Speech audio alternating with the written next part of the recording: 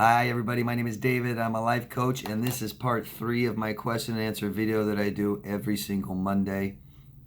You think this video has helped you so far? This is part 3, by the way. If you think the other parts or this part helps you and could help other people, can you please subscribe down there? Hit that subscribe button, vote up or down, comment down below. These are all things that help this video be seen by more people. PTSD and c-ptsd, things like this, trauma. Number one reason people commit suicide. Just push a couple buttons. Finally subscribe to my channel or vote. Put it in a playlist on your own channel. Share it with other people on different social medias and groups, forums. That's what really helps what I'm doing. I just think of it as even if something I'm saying helps somebody else find the help they need, it doesn't have to be me, just push them in the direction. That's wonderful. We're saving lives. Thank you, all of you, very much. So let's get started with part 3 right away. First question is from Absimus Maximus. And big love from Northampton, Great Britain. Thank you for telling me your location. Long story short, my ex-narc girlfriend is still smearing me. I'm so sorry. I have video evidence of her smearing her friends and family from before. On-off cycle, 8 years. No contact again for 2 months. She discarded me again for new supply. Battling myself, if not to expose those recordings of her smearing her friends and family on Facebook, to shut down the stupid games. It'll make it worse. Won't shut them down. I'm a lone wolf, been isolating for years, and don't use social media anyway. What to do? I really hate telling people what to do. But man, anybody who hasn't been through a public smear campaign just really doesn't understand how awful damaging it is and how damaging it can be. It is just awful. Awful, awful, awful. And my heart goes out to you. I'm so sorry. What I tell you that you can do is your brain's going to say, nope, no, that doesn't work. No, no. Or, trust me. It works. This is what we are supposed to do with smear campaigns. Look the other way. I'm not trying to be Jesus. I'm saying we cannot give this any more attention. Please, please try to believe me on something. Healthy people don't like it. Even all of you guys watching my videos may not be the healthiest, but you don't like it, do you? Do you want to sit and listen to anybody talk bad about anybody else? Even if you yourself can't stand the person they're talking about, how long can you sit and talk bad about them? And if you say, oh, all day, David, like, you're not healthy, okay? However we talk about people, feel about people, treat other people is how we think about ourselves, how we feel inside.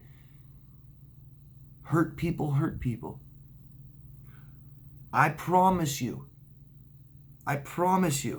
anybody that believes it, anybody that goes and talks more about you, anybody that comes and hurts you because of it is sick in the head. I'm not calling them any titles or any disorders. They're sick. It's gross. Who cares what they think?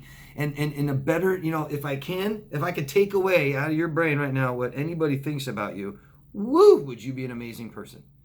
Try to not care what people think about you. Especially don't put stock into sick people. I don't care if they used to be your friends. They're not anymore. Maybe they weren't because they're sick. Anybody that's drawn to this stuff is sick. You'll see a smear campaign channel in every community on YouTube. I don't care if it has to do with makeup, daycare. I don't care if it has to do with football. I don't care if it has, there's just always some gross ass toxic person making videos about everybody else in the community, talking crap and pointing them and accusing them of stuff so they can advance themselves. It's just going to be here, guys, forever. We're not going to get rid of it, okay? But when we start separating ourselves, really, and saying, oh God, who's going to believe it? And there's sick people are going to believe it. Sick people are drawn to it. And there's less sick people in this world than healthy. So we win, right? It's the people that can love that change the world, not the people that hate. I'm serious. It's the people that can love that will always change the world, not the people that hate. Hate. Hate is projected, period. about how you feel about yourself. I promise. I promise. The wrong thing to do is to give this more energy, to start defending yourself. Because now here you are. Right now, you haven't done anything. You don't say anything back. You don't attack anything. You're above her. You're above this person. The second you start doing it, here you are. There's the fight. And that's what they want. I've had somebody stalk me and smear me for 3 years on YouTube. Countless tens and tens and tens of videos. Usually like 2 at a time every week. Just all kinds of false accusations. Oh, she wanted me to fight. She wanted me to just make one single video where I bring up her name and argue with her and accuse her of stuff and defend myself. That's it. I never did. Never did. Even though the police made her stop. But it's over. It's over. No more energy. And she had some sick ass followers that would listen and believe her and come attack me and think that that's okay. I'm a bad person. Yeah. Why? Oh, because you said I hurt and abuse people, but you're hurting and abusing people. It's the wrong thing to do. I'm telling you. I hate to tell people what to do, but I'll tell you what not to do. Don't do it. Don't do it. Don't get involved. Because healthy people don't care anyways. You're going to sit there, you're going to argue with the village idiot. Yeah, and then start defending yourself against the town drunks. No. Seek help. Balance this out with healthy people in your corner, letting you vent and talk about it. Okay? Stop looking. When you go look just to see, I gotta see. Oh my God, you don't know, David. You don't understand. It's hurting my business. This and that. I gotta go look. When you go look, your self-worth goes down. When you say, oh, I don't care, self-worth goes up. If there's legal issues, contact a lawyer. Contact a defamation lawyer. Okay? This sounds like pursue defamation case. You can look into that. I'm really sorry. I'm really, really sorry. It's so damaging because you got somebody that posts bad stuff, and then you got other people that read it, and you're being re-abused. Every single person that reads it, you're being re-abused. Every single person that says something else about you or comes attacks you or tells somebody else, re-abused. It's just the most disgusting way to abuse people, I think. It's just way to make our society just decrepit too. Good luck. Get some help. Okay, have people in your life countering this. You're a good person. You're a good person. And stop looking, okay? Miranda. Don't know where you're from. Please tell us your locations, everybody. Let us know where you are. Thank you. Miranda says, how can I stop feeling like the narcissist's other partners are better than me because he stayed with them longer? Why do I still feel this way after a long while? Because you lost a sense of who you are, Miranda, in that relationship with this person. If this person is a narcissist, like you said, then there's no room for Miranda in that relationship. I say they have their head so far up their ass, there's no room for you, okay? The narcissist looking at his reflection in the pool of water, it's not because he's so enamored with how he looks. That's his own world. He's all by himself. He doesn't see people for human beings. He doesn't care who you are, and you had to compromise what you value. You had to stop getting what you need and want.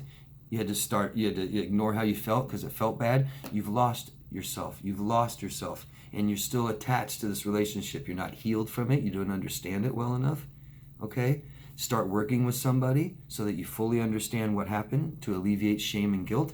Get it out from in here so you're not alone with it, okay? And here's the most important part. How can I stop feeling like the narcissist's other partners are better than me because he stayed with them longer? So we don't compare ourselves with people, okay? You're asked, and start telling yourself the truth, right? Someone's not better because they stay in a toxic, abusive, neglectful relationship longer. They're just sicker. Does that help? The other people he dated for longer, you can just say are sicker. Thank God it took you less time to be over. Thank God, right? Less work to do. I'm trying to help you feel better. We got to stop comparing, and we got to start building up our own confidence ourselves, okay? So stop looking if you're looking. Go hire somebody to raise your self-worth, because that raises self-worth. You got to feel worthy enough to hire somebody. Start talking about it and get it out so you're not so alone. You might be some residual depression is what this sounds like, okay? What you're describing is depression. And it's situational typically. It follows these failed relationships. If you're abused by a narcissist, this depression might have started way before this relationship, okay? It might have started since childhood and you're not totally aware of it. Good luck. Hire somebody. It helps so much. Okay, where are we? 3 more questions.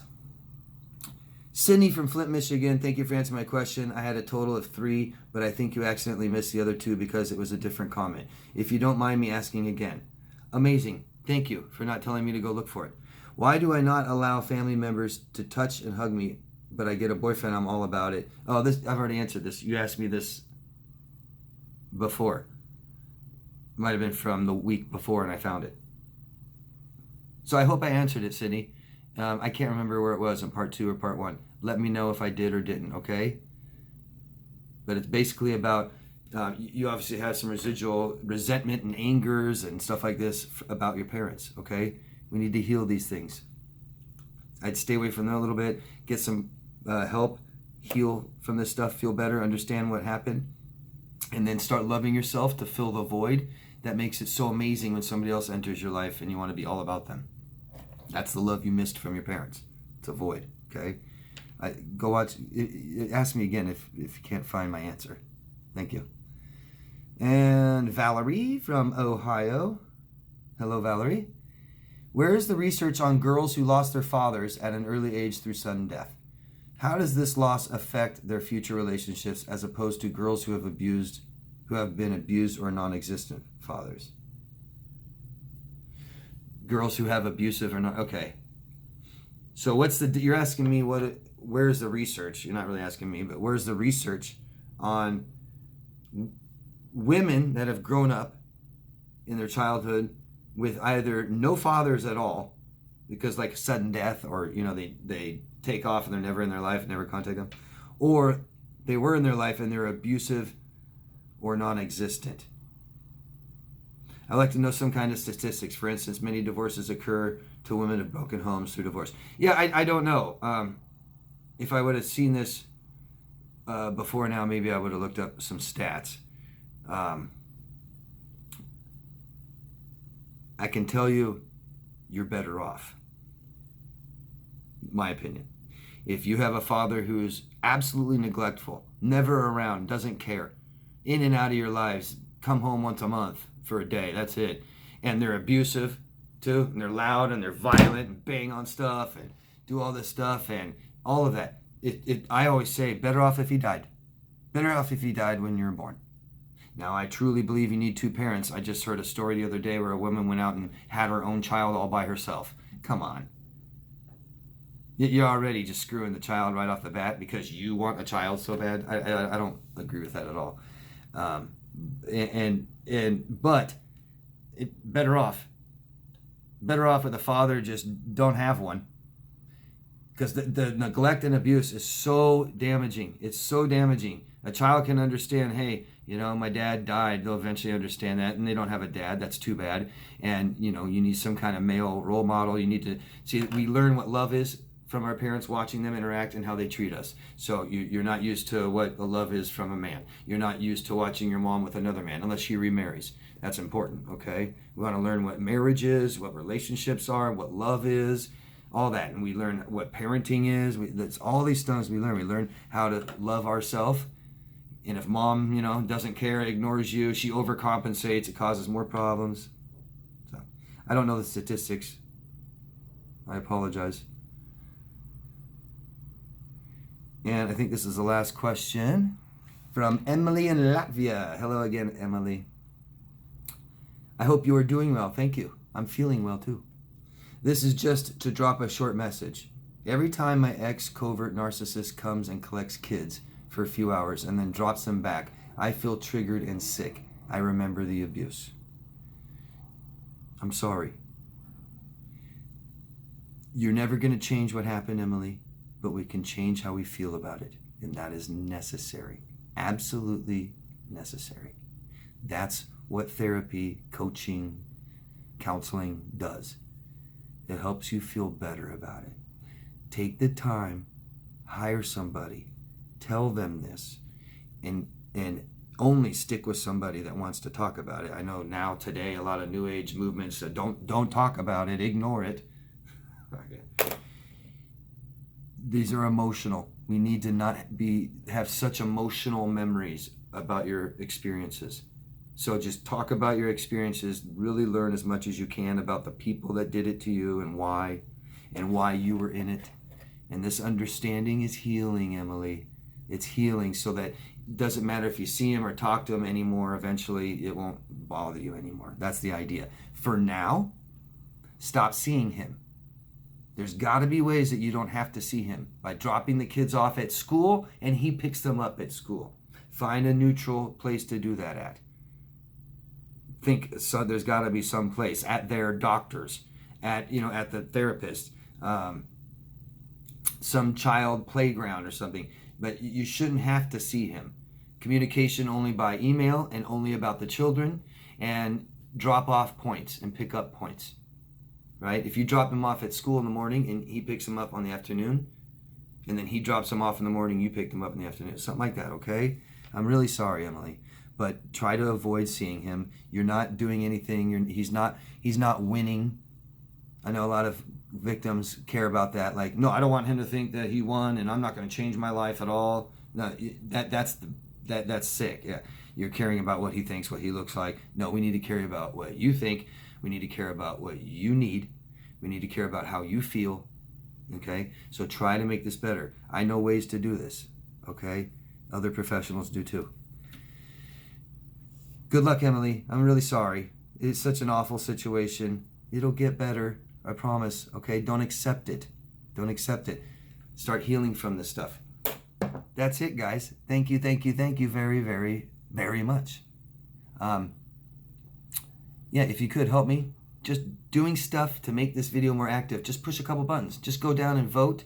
Say hi. I'm Emily from Latvia. Say, put this in a playlist. Share this place, okay? If you guys want coaching, daviddemars.com. Love yourself first, always. And go back if you can and watch that video I made last week, finding yourself again after this kinds of abuse. It is just vitally important, the most important thing you can do. Okay? We need to. Absolutely. We cannot navigate through emotional life without knowing who we are, what we need, what we value, what we want, how we feel. We can't give ourselves emotional needs unless we're in tune with our emotions and know how to process them. All this, vitally important. Thanks, guys. Love yourself first. I'll see you next week, okay? Bye-bye.